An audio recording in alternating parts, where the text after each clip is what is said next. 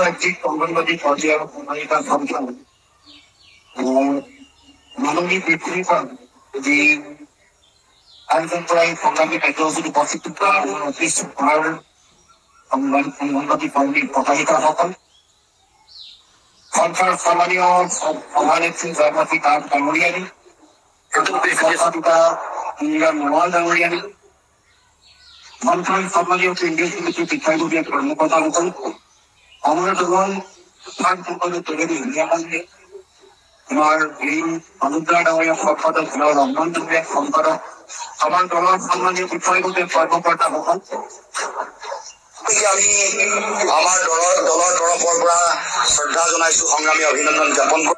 প্ৰস্তাৱো চৰকাৰে তেওঁলোকৰ যি বাজেট আছে তাত অনুমোদন জনোৱা নাই বা সেই তেওঁলোকে দিব লগা যি দায়িত্ব পালন কৰা নাই। আমি আমাৰ দলৰ তৰফৰ পৰা তেওঁলোকৰ যিটো মাননী সেইটো মাননীৰ ঠাইত তেওঁলোকে যাতে দৰমহা পায়, তেওঁলোকে মাহিলী দৰমহা পায়, তাৰ কাৰণে আমি আগৰ পৰা আমি দাবী উত্থাপন কৰি আহিছো। আজিও আমি প্ৰতিবাদ কৰি ক'ব খোজো যে মাননী নহয়, পাব লগা প্ৰাপ্য দৰমহা পাব লাগে। উচ্চতম ন্যায়ালয়ে যিটো কথা কৈছে যে পাব যি কাম কৰে কামৰ উপযুক্ত মৰ্যাদা আৰু উপযুক্ত মজুৰি তেওঁলোকে পাব লগা দৰমহা পাব লাগে, সেই চিন্তা তেওঁলোকক এই দায়িত্ব চৰকাৰে পালন কৰিব লাগে। গতিকে আমি আপোনালোকৰ এই সংগ্ৰামৰ লগত আছো।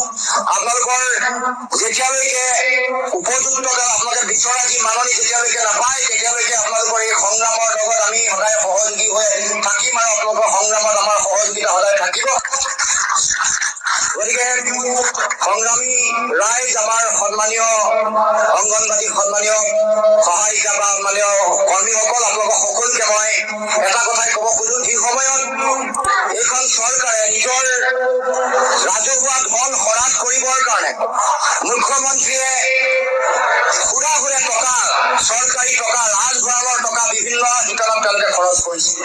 আপোনালোকে জানে যে হেলিকপ্টাৰৰ কাৰণে 100 কোটি টকা, বিয়া খাবলৈ হেলিকপ্টাৰ লৈ যায়, চাৰ্টাৰ ফ্লাইট ব্যৱহাৰ কৰোঁতে 100 কোটি টকা আমাৰ মানুহৰ টকা হ্ৰাস কৰিছে।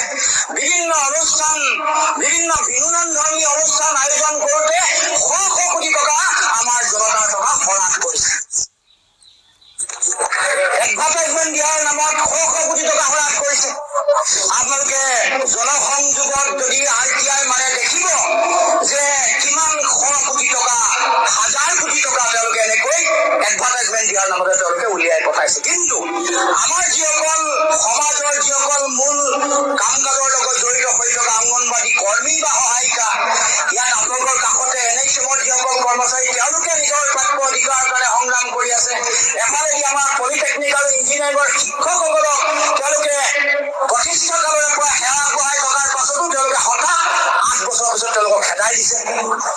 এই যে অগণতান্ত্ৰিক যিটো চিন্তা, আমাৰ ৰাইজক নিজৰ অধিকাৰ দিয়াৰ কাৰণে তেওঁলোকে যিটো দায়িত্ব পালন কৰিব লাগে, গণতান্ত্ৰিক যিটো দায়িত্ব পালন নকৰি কেৱল মাত্ৰ ভোগ বিলাস আনন্দত মত্ত হৈ ৰাজহুৱা ধন তেওঁলোকে যে হ্ৰাস কৰিছে, এই কথা ইতিমধ্যে সকলোৱে দেখিবলৈ পাইছে। গতিকে এই কথাৰ প্ৰতিবাদ হ'ব লাগিব। এই যিটো তেওঁলোকৰ দৃষ্টিভংগী, যি অসমতা তেওঁলোকৰ গোটেই সমগ্ৰ কথা বতৰা আৰু কাম কাজত তেওঁলোকে আমাৰ যিসকল কৰ্মচাৰী আছে তেওঁলোকক তেওঁলোকে প্ৰাপ্য অধিকাৰ নিদিয়ে, কিন্তু তেওঁলোকৰ নিজৰ স্বাৰ্থত ভোট কিনিবৰ কাৰণে তেওঁলোকে বিভিন্ন টকা পইচা তেওঁলোকে বিতৰণ কৰি থাকে। গতিকে আমি আপোনালোকৰ এই সংগ্ৰামৰ লগত আছো। আপোনালোকৰ ন্যায্য অধিকাৰ যেতিয়ালৈকে পাব লগা অধিকাৰ যেতিয়ালৈকে নাপায়, সেই সংগ্ৰামত আপোনালোকৰ সদায় সহযোগী হৈ থাকিম, এই প্ৰতিশ্ৰুতি দি মই মোৰ বক্তব্য সামৰিছো। ধন্যবাদ।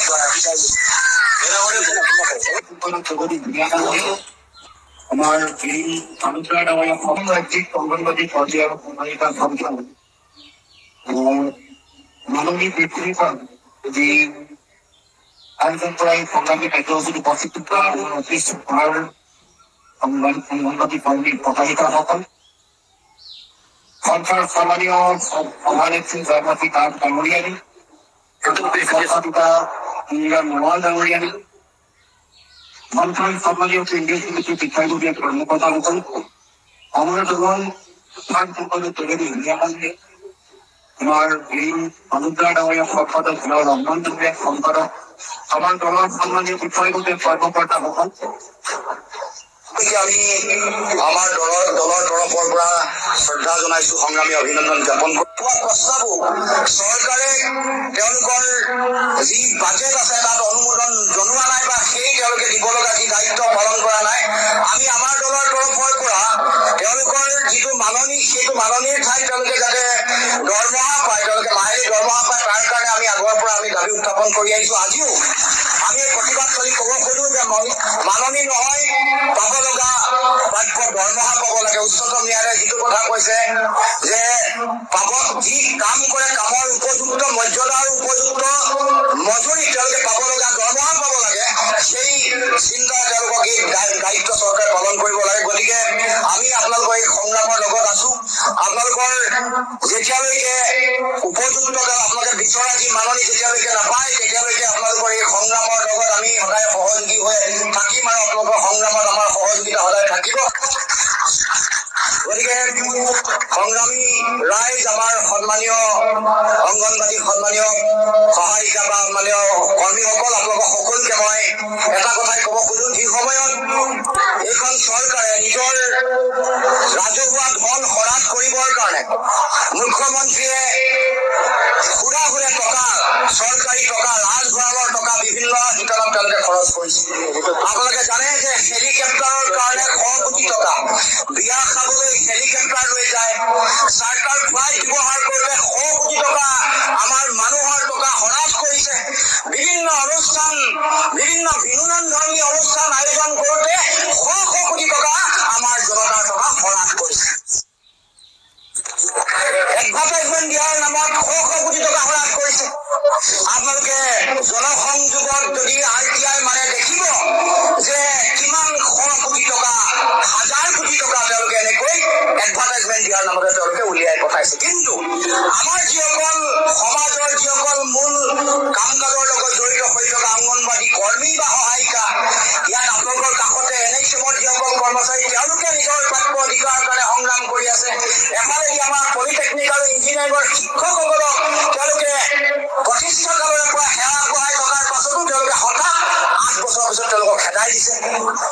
এই যে অগণতান্ত্ৰিক যিটো চিন্তা, আমাৰ ৰাইজক নিজৰ অধিকাৰ দিয়াৰ কাৰণে তেওঁলোকে যিটো দায়িত্ব পালন কৰিব লাগে, গণতান্ত্ৰিক যিটো দায়িত্ব পালন নকৰি কেৱল মাত্ৰ ভোগ বিলাস আনন্দত মত্ত হৈ ৰাজহুৱা ধন তেওঁলোকে যে হ্ৰাস কৰিছে, এই কথা ইতিমধ্যে সকলোৱে দেখিবলৈ পাইছে। গতিকে এই কথাৰ প্ৰতিবাদ হ'ব লাগিব। এই যিটো তেওঁলোকৰ দৃষ্টিভংগী, যি অসমতা তেওঁলোকৰ গোটেই সমগ্ৰ কথা বতৰা আৰু কাম কাজত তেওঁলোকে আমাৰ যিসকল কৰ্মচাৰী আছে তেওঁলোকক তেওঁলোকে প্ৰাপ্য অধিকাৰ নিদিয়ে, কিন্তু তেওঁলোকৰ নিজৰ স্বাৰ্থত ভোট কিনিবৰ কাৰণে তেওঁলোকে বিভিন্ন টকা পইচা তেওঁলোকে বিতৰণ কৰি থাকে। গতিকে আমি আপোনালোকৰ এই সংগ্ৰামৰ লগত আছো। আপোনালোকৰ ন্যায্য অধিকাৰ যেতিয়ালৈকে পাব লগা অধিকাৰ যেতিয়ালৈকে নাপায়, সেই সংগ্ৰামত আপোনালোকৰ সদায় সহযোগী হৈ থাকিম, এই প্ৰতিশ্ৰুতি দি মই মোৰ বক্তব্য সামৰিছো। ধন্যবাদ।